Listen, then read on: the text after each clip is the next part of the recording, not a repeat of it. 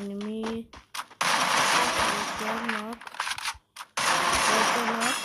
Guys గాల్లోనే ఇద్దరు నాక్ అయ్యారు.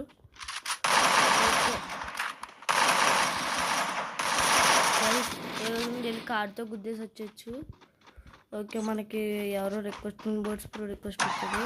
బ్రో దా కార్ ఎక్కువ బ్రో. సురే బ్రో